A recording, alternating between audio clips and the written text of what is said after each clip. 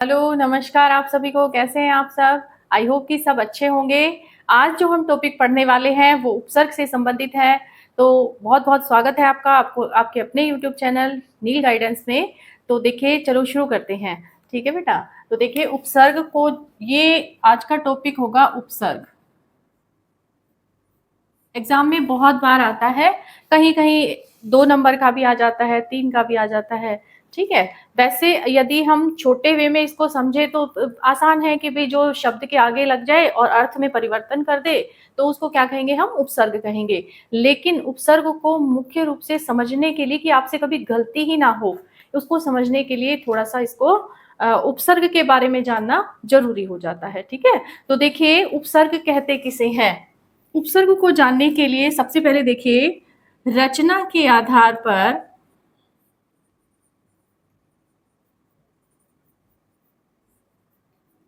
पर शब्द के 3 भेद होते हैं, ठीक है? एक तो रूढ़ होता है, एक यौगिक होता है, ठीक है बेटा? और एक होता है योग रूढ़। मैंने ये आपको बता ही दिया, मैं बताऊंगी नहीं इस समय कि ये क्या होता है, क्योंकि ये मैं आपको क्लास एक बार पहले ले चुकी हूँ, ठीक है? तो देखिए जो रूढ़ शब्द है, इनको हम वर्णों के मेल से बनाते हैं, ठीक है? यौगिक शब्द है तो 2 शब्दों के मेल से बनता है, ठीक है? अब इसी यौगिक के बारे में ही हमें जानना है कि यौगिक शब्द 2 शब्दों या शब्दांशों के योग से बनते हैं, उनको हम क्या कहते हैं? यौगिक। अब यहाँ पे ये 2 शब्द आए हैं, कौन-कौन से आए हैं? एक तो आया है शब्द, ठीक है? एक आया है शब्दांश, ठीक है?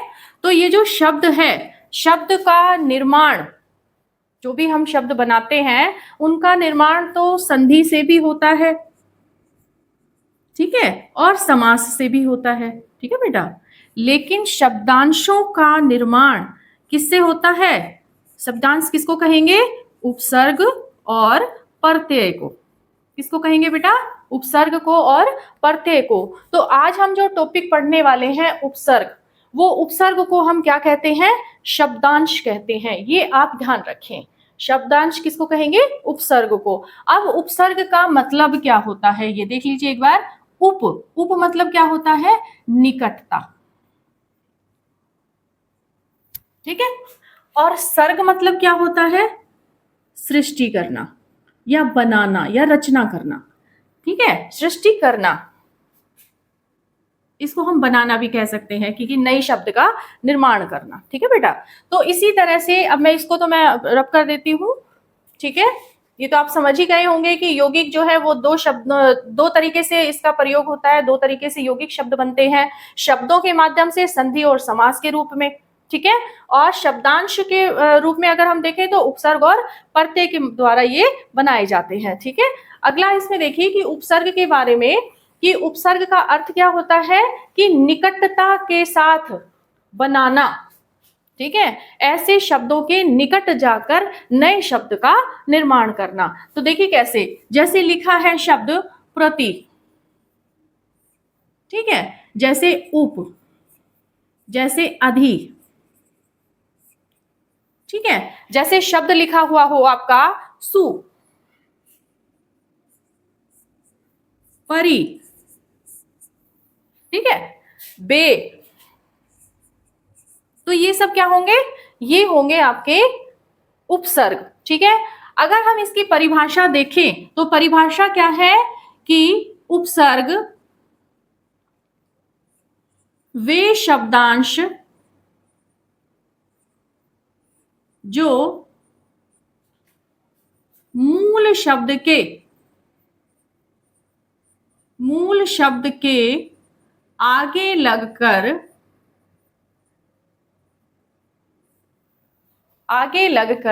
नए शब्द का निर्माण करते हैं, नए शब्द बनाते हैं, ठीक है? तो उपसर्ग किसको कहेंगे? वे शब्दांश जो शब्द के आगे लगकर नए शब्दों का निर्माण करते हैं, उनको हम क्या कहेंगे? उपसर्ग। तो ठीक है बेटा? जैसे प्रति है तो प्रतिकार, प्रत्येक,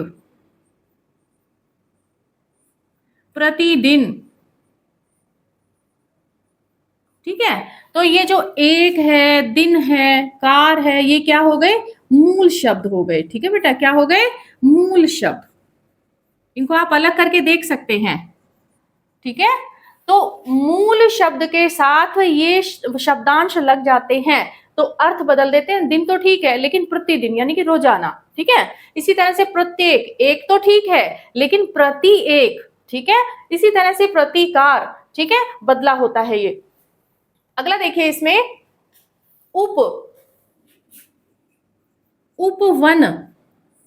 वन मूल शब्द है और उप क्या हो गया? उपसर्ग हो गया। तो क्या क्या बना दिया? नया शब्द बना दिया, यानी कि क्या बन गया? बगीचा। ठीक है, इस प्रकार से। ठीक है बेटा, उपवन हो गया। जैसे उपवन के अलावा उपकार, उपस्थिति। ठीक है, इस प्रकार से। ठीक है। अगला देखिए इसमें शब्द आता है अधि। अधि से क्या बनता है?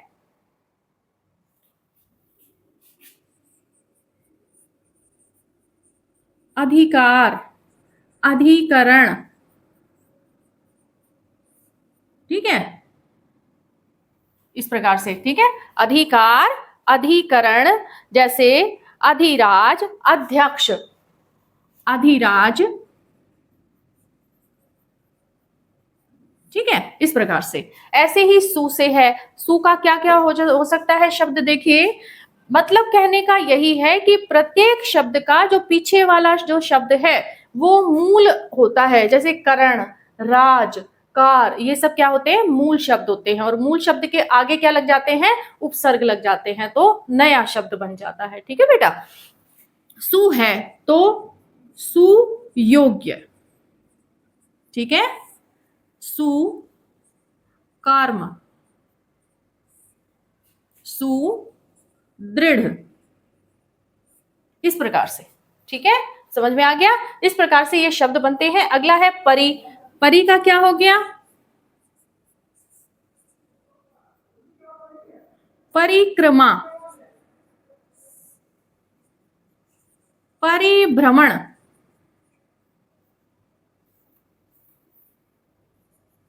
भ्रमण।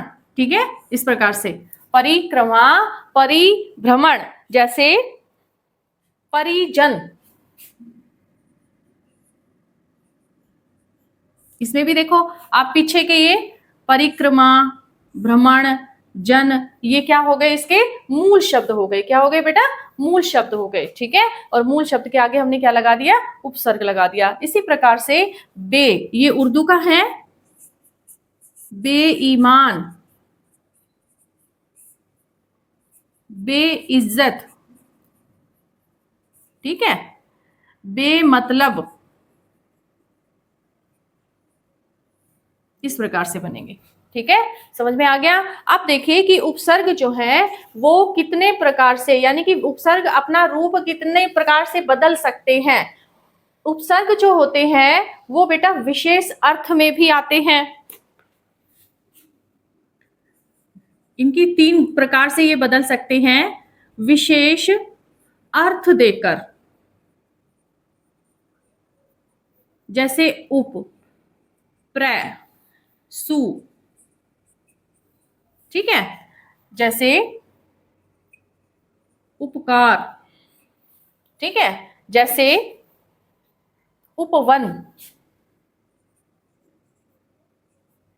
यानी कि सामान्य शब्द होता है, सामान्य शब्द होता है और उसका अर्थ विशेष बन जाता है जब उसके आगे उपसर्ग लग जाता है। ये आपको ध्यान रखना है। ठीक है, उपकार, उपवन। प्र से प्रबल, बल तो ठीक था लेकिन प्रबल और अधिक। ठीक है, इसी प्रकार से। जैसे प्रेरणा। ठीक है, जैसे प्रेरणा, या फिर लिख दीजिए इसको प्रगति। ठीक है, प्रगति। ठीक है बेटा। इसी तरह से सु है, सुयोग्य। योग्य तो ठीक है लेकिन सुयोग्य यानी कि उसकी और श्रेष्ठता को बताया है। सुयोग्य, सुदृढ़। दृढ़ तो ठीक है, मजबूत है, लेकिन सुदृढ़ और अधिक मजबूती वाला। ठीक है, इस प्रकार से। ये तो कौन सा हो गया, विशेष अर्थ वाला। अच्छा, इसके अब उल्टे भी होते हैं, यानी विलोम शब्द भी होते हैं। उपसर्ग अपना विलोम भी बनाता है। कैसे बनाता है, जैसे विलोम शब्द के रूप में, विलोम शब्द के रूप में। अब विलोम शब्द के रूप में कैसे बनाता है, जैसे अन, अनबन, ठीक है, अनमोल, ठीक है। जैसे इसके अलावा अनजान, ठीक है। अप ले लीजिए, मान है, क्या हो जाएगा, अपमान। यश है, क्या हो जाएगा, अपयश, ठीक है, इस प्रकार से। जैसे कि शब्द है आपका परा, परा, परा का क्या हो जाएगा, पराजय, ठीक है, पराजय, पराभव, पराभव, ठीक है, इस प्रकार के शब्द, ठीक है। तो ये क्या हो गए, ये हो गए विलोम, विपरीत। जैसे ए है, ए का क्या हो गया, असफल, ठीक है, अजन्मा, ठीक है, इस प्रकार के। अगला इसमें देखिए, यहां तक हो गया। अगला है आपका कि तीसरा जो रूप है उपसर्ग का, वो उसमें जो मूल शब्द है, उस मूल शब्द के इर्द गिर्द ही जो उपसर्ग है वो घूमता है, यानी कि मूल शब्द के आसपास ही रहता है। ठीक है, करके देखते हैं कैसे। देखिए, उपसर्ग का जो मेन तो आपको समझ में ये तभी आएगा जब इसके अर्थ का आपको पता होगा। ठीक है, अब देखिए विशेष अर्थ में मूल शब्द के आसपास जो घूमते हैं, तीसरा रूप है इसका मूल शब्दों के इर्द गिर्द। इर्द गिर्द मतलब आसपास, नजदीक, कि उनका जो अर्थ है ना वो उस मूल शब्द के इधर उधर घूमता रहता है। जैसे परि शब्द है, एक परि उपसर्ग है, परि से परिक्रमा, परिभ्रमण, ठीक है, इस प्रकार से। ठीक है बेटा, अब जैसे लिखा हुआ है प्रति, प्रतिदिन, ये विशेष अर्थ में भी आते हैं वैसे तो। ठीक है, प्रति, प्रतिदिन, ठीक है। और आपका प्रतिकार, प्रतिक्षण, प्रतिकूल, प्रतिक्षण, प्रतिकूल, इस प्रकार से। ठीक है, जैसे एक शब्द और ले लीजिए, खुश, खुशकिस्मत, खुशकिस्मत, ठीक है, खुशहाल, खुशबू, ठीक है, इस प्रकार से। ठीक है बेटा, तो ये ऐसे आएंगे कि उपसर्ग जो है वो 3 प्रकार से बदल सकते हैं। विशेष अर्थ में बदल सकते हैं, विलोम शब्द में बदल सकते हैं, और मूल शब्द के आसपास भी रह सकते हैं। इसका आप अभ्यास करेंगे, बार बार लिखेंगे या आप इसको याद करेंगे तो ये आपके अभ्यास से ही कंप्लीट हो जाएगा। ठीक है बेटा, इसमें देखिए कि जब हम बात करते हैं कि उपसर्ग होते कितने हैं, तो देखो बेटा, संस्कृत में वैसे तो बहुत है, लेकिन ऐसे उपसर्ग जो हिंदी में भी प्रयुक्त होते हैं वो कितने हैं, 22 उपसर्ग हैं। कितने उपसर्ग है बेटा, 22। अगला आता है हिंदी। हिंदी भाषा में कहीं 13 है, कहीं 19 भी है, लेकिन मुख्य रूप से हिंदी भाषा में 10 उपसर्ग होते हैं। ठीक है, और इसी तरह से जो उर्दू भाषा है और अन्य भाषाएं हैं, ठीक है, उर्दू के भी 19 माने गए हैं। ठीक है बेटा, और इसके अलावा अंग्रेजी भाषा, अंग्रेजी भाषा के भी जो शब्द हैं वो उपसर्ग में प्रयुक्त होते हैं। ये आपकी थी उपसर्ग की क्लास। ठीक है, आई होप कि आपको समझ में आया होगा। ठीक है, मिलते हैं बेटा अगली क्लास में। ओके।